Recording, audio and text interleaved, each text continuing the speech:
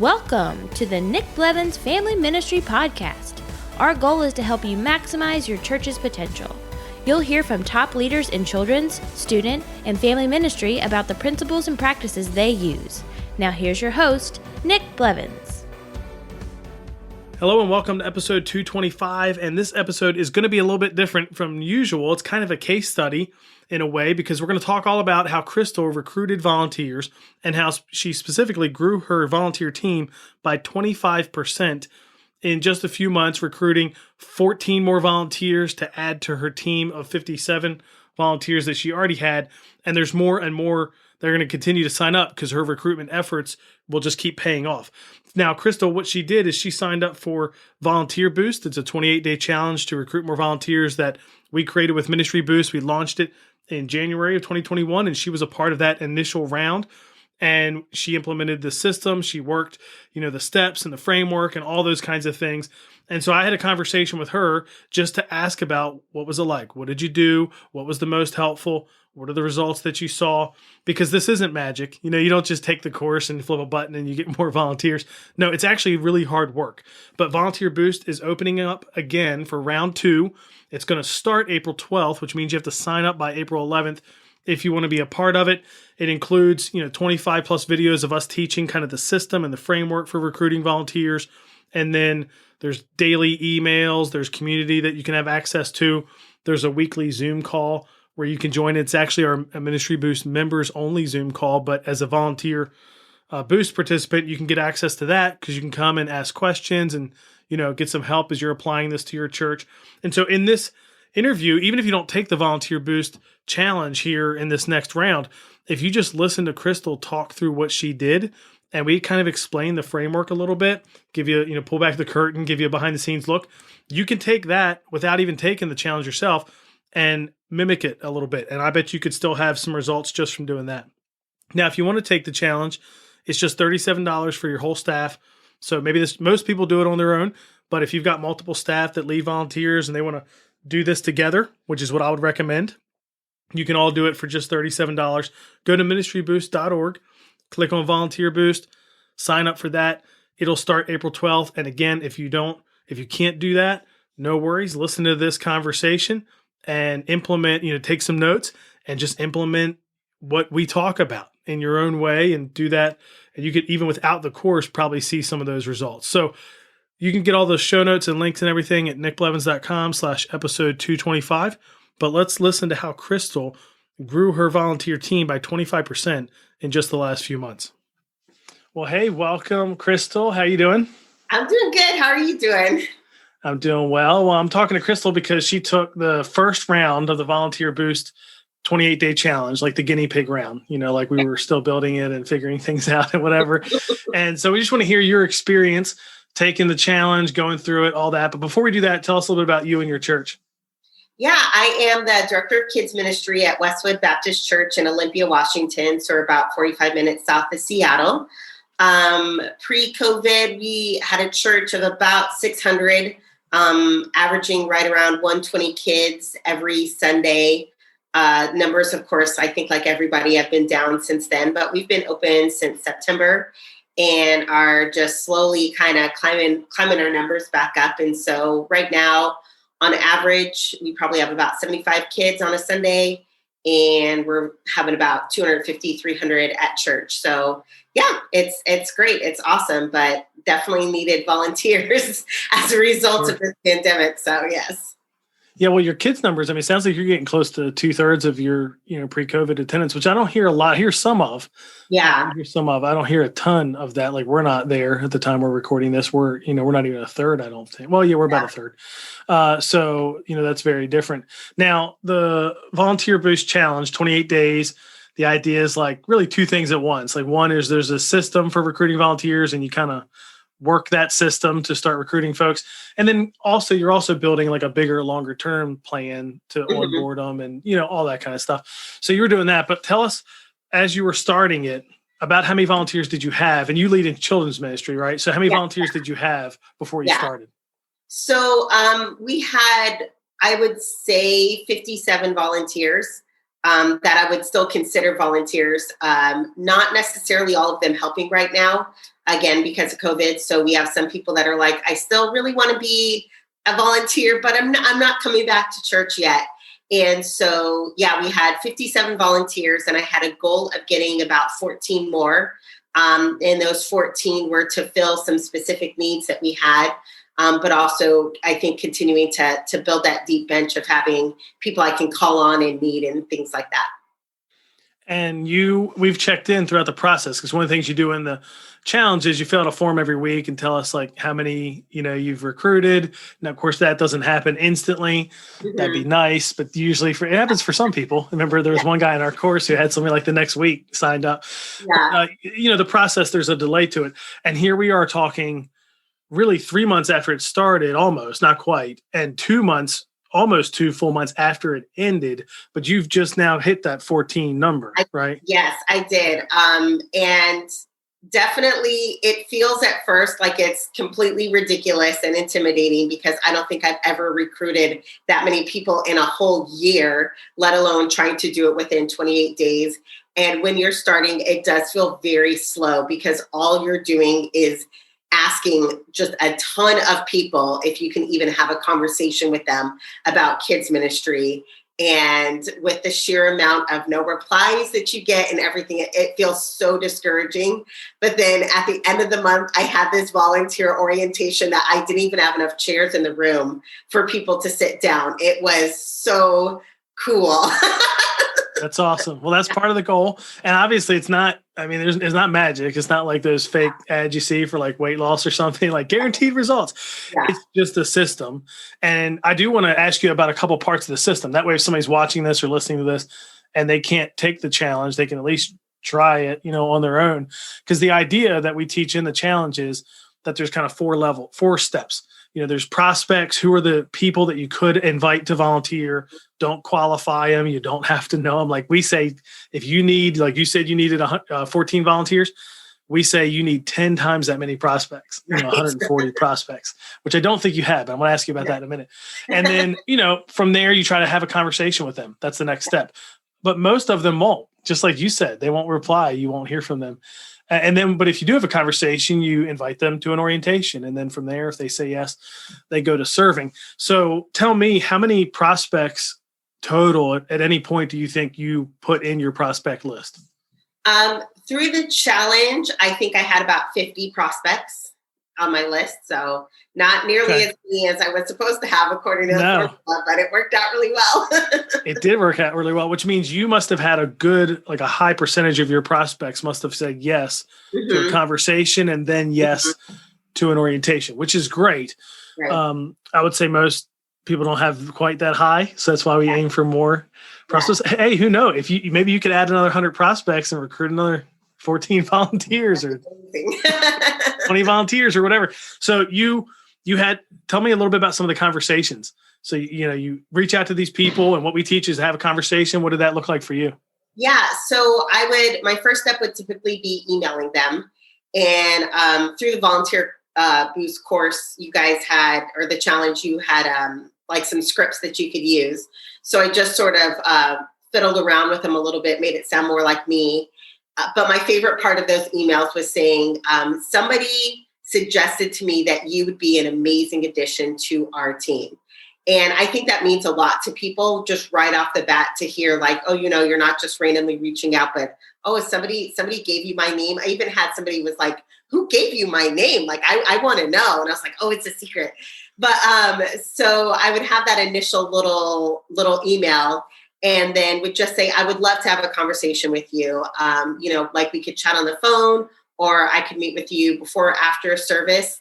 That can get a little tricky, because then everybody's like, oh yeah, that'd be great. Let's meet after the service. Then you're like, oh, I only have a couple of Sundays even available to make that happen. And so I would try really hard to have Zoom conversations, or try and have them during the week as well, just because of the sheer amount of people that were saying, yes, I'd love to have a conversation. And so I would really just give them a quick little spiel, if you will, about, kids ministry. This is our heart. This is what we want to do.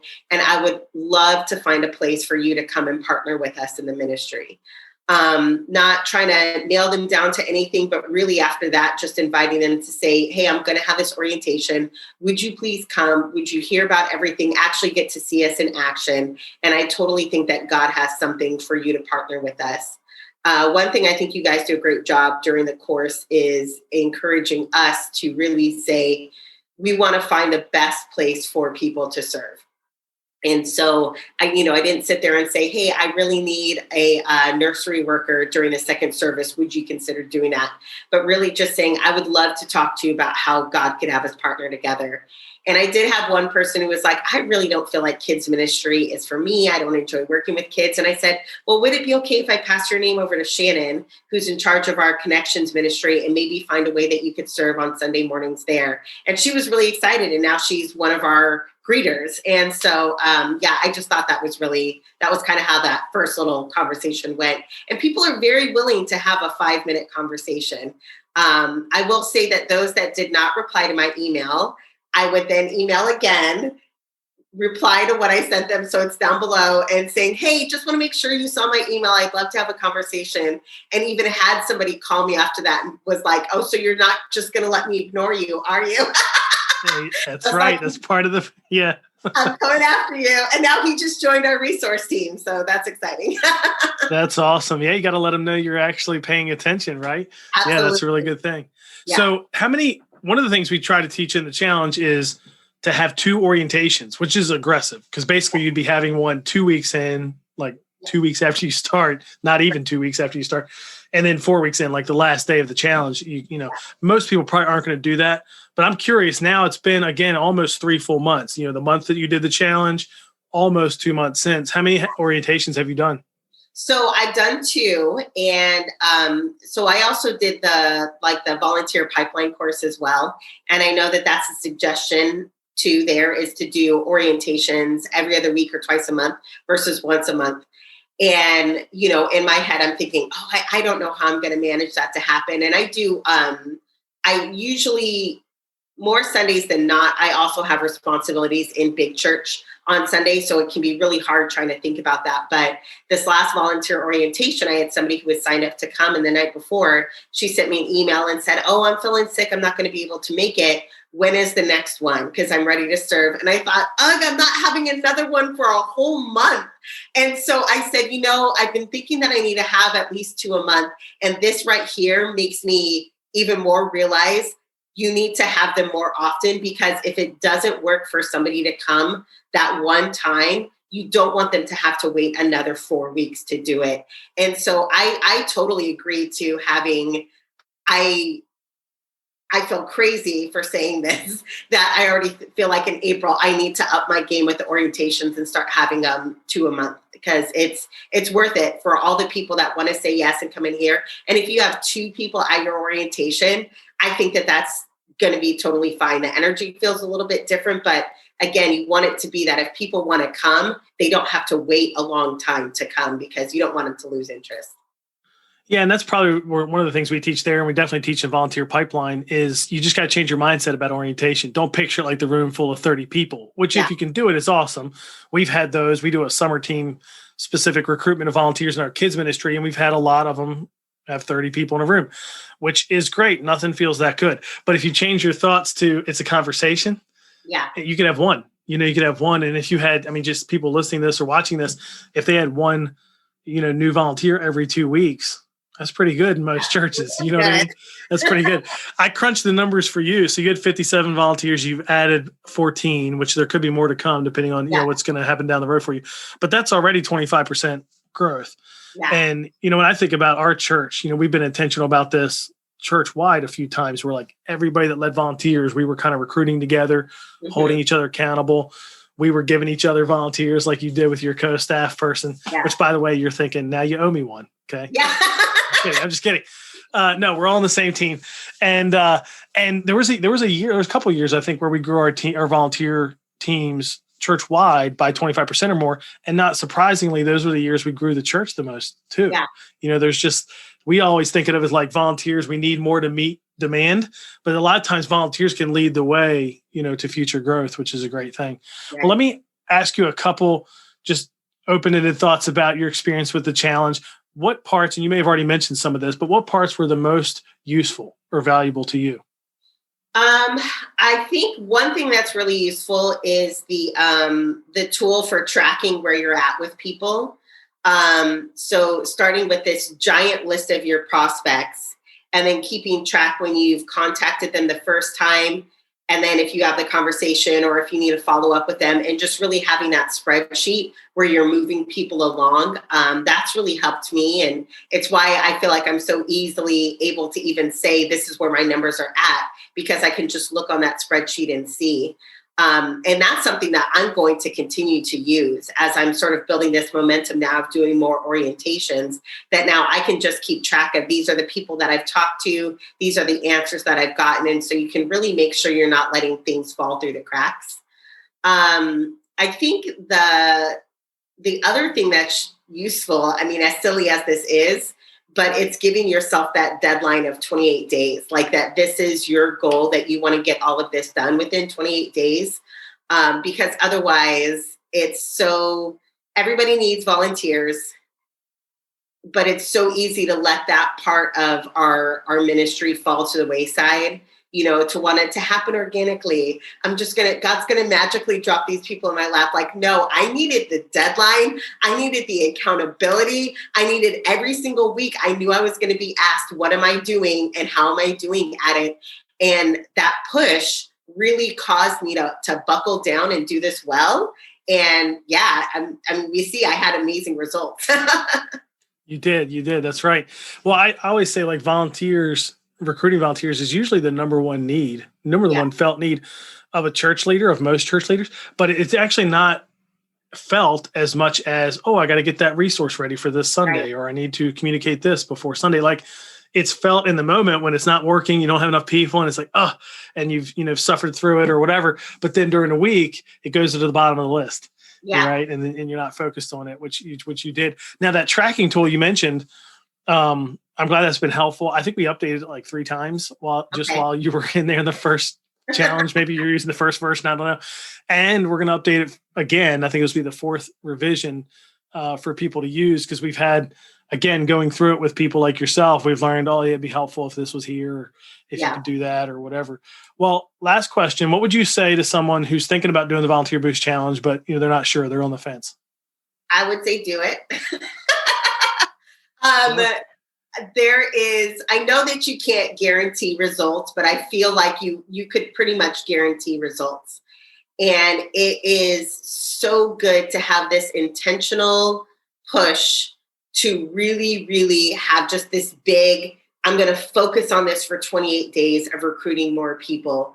We need that. And it has given me, I feel like, a shot in the arm to want to keep on recruiting, not in such a massive way where I'm asking, developing this list of 50 people every single month that I'm going to reach out to, but it is 100% worth it to really gain some momentum when it comes to volunteer recruitment.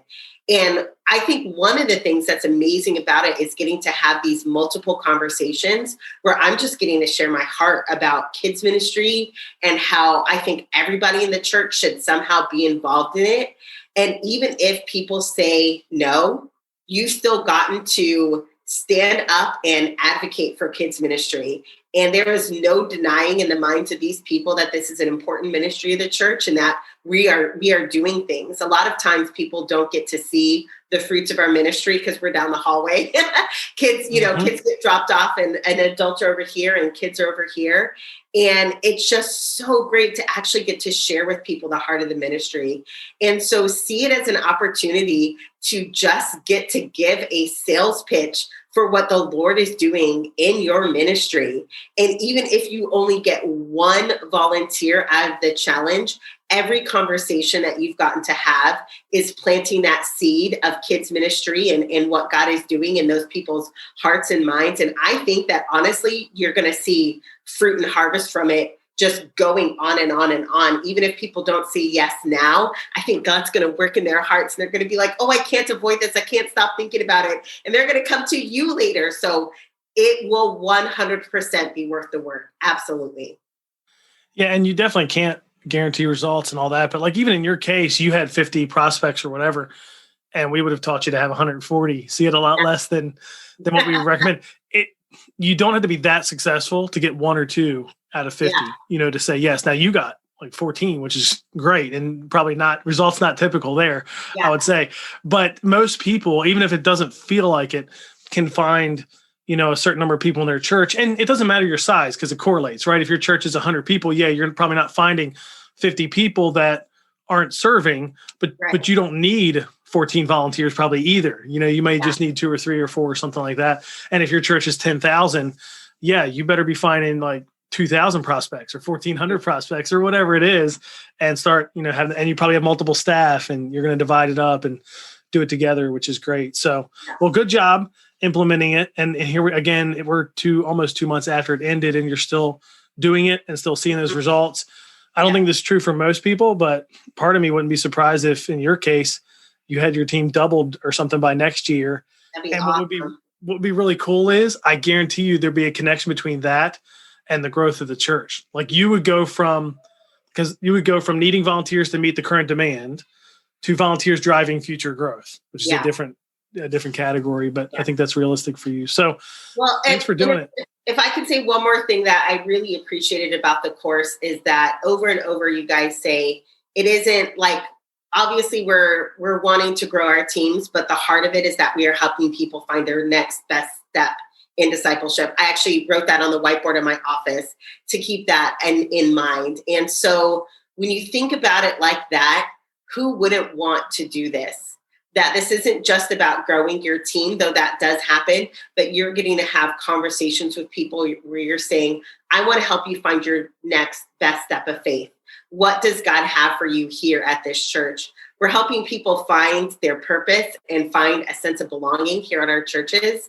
And what an awesome opportunity that we have. And so again, even if you only were to get 1 volunteer out of it, if you were to help 10 people get connected, serving and being blessed somewhere in your church, like that is a huge success. Yeah, absolutely. On the front end, you're really just pastoring people. Yeah. You're listening to stories, and you could, I haven't even thought about it until you just said that, but you could totally take this process and turn it into helping people get in small group, right? Yeah. Just change the conversation, reach out to different people, try to help them take their next best step, which might be small group, and do the same thing. Cool. Well, thanks for sharing your experience, for doing the hard work. It's not easy. That's another thing. There's no quick fix button on this kind of thing. And it does take time. It takes time to build it. It takes time to do it. And it takes time to see the results. Sounds like you've seen, the first 7 volunteers got recruited maybe in the first 6 weeks, but then it's taken another 6 weeks to get the next 7 recruited, which is totally normal, which is a great thing. So thanks for taking the challenge and for doing it so well and keeping it going in your church. Totally. Well, I'm really proud of what Crystal's been able to do. Obviously, like you heard in the conversation there, I feel like her results with getting, 14 new volunteers out of just 50 prospects is not typical. But if you can put 140 prospects in a list, getting 14 new volunteers out of that is very possible. And so the action items coming out of there, probably obvious. Sign up for Volunteer Boost if you want to work on that. Again, there's no promise of what you'll expect, but I kind of agree with her that if you put in the work, you're going to see results. It's going to take some time, and it's not going to be easy. We say you have to give Volunteer Boost at least 8 hours a week. And really, if you do it really well, it's probably more like 12 hours a week, and it's more on the front end. But you're just never going to have time for it. So if you think, I'm going to wait till here or there, don't do that, because you're never going to have time for it. So go ahead, do it now. Even if you don't sign up for it, commit now to some kind of system and strategy for recruiting volunteers. Kind of do like what we talked about. If you sign up for Volunteer Boost, obviously get access to the plan, the scripts, the support, all of that. It's just $37 for your whole team. You can do that at ministryboost.org. Again, regardless of whether or not you do that, you sign up for that, or even if you don't do the system of recruiting that we're talking about, start hosting some volunteer orientations. And maybe you'll just get maybe nobody will show up one, and then one person will show up at another. But if you're doing them often, every other week, like she said, we talk about in the Boost Challenge and in Volunteer Pipeline course, or if you did it at least once a month, at least there's something, right? There's something that people can say yes to that's not as big as saying yes to serving. And then at the orientation, that's where you can cast vision and get them to say yes. And then I think we may have talked about this afterwards. because you probably didn't hear it in the recording there, but she talked about how she gave away prizes at the orientation. So we gave away prizes in the first round of Volunteer Boost when it was the inaugural launch. And she mentioned that she did that at orientation, like played games, had fun, gave away prizes. And I thought, that's awesome. I mean, what better way to get people to show up and just really love it and have some fun? And again, it's not this boring training policy thing, that instead orientation is a time for fun and vision and inspiration and encouragement and all that. So you can do that no matter what. You can just start having orientations, giving away prizes at them. I think that'd be a great thing. So head to ministryboost.org/volunteer boost, or just ministryboost.org and click on the Volunteer Boost button there. Again, all the links and show notes are at nickblevins.com/episode 225. And make sure you're subscribed. Next week, we're going to talk with James Saban, who leads student ministry. We're going to talk about what that looked like. But even if you don't lead in student ministry, he talks about implementing a system to retain new guests. And so I want you to hear about that, especially since that's going to be out the week after Easter. And that's a great time, right, to be thinking, okay, how can I retain more of the people who attended for the first time, whether that's your children's ministry, your student ministry, or your church overall. So make sure you're subscribed so you don't miss that one. I hope you have a great Easter. I know it's going to be still different than it has been, at least it will be for sure at our church, but still make the most of it. Serve who is in front of you. And I hope you have a happy Easter, and I'll catch you next time on the Family Ministry Podcast. Thanks for listening to the Nick Blevins Family Ministry Podcast. We hope this helps you maximize your church's potential. We would love to hear stories of how you apply what you've learned. You can do that by leaving a comment on iTunes or in the show notes at nickblevins.com.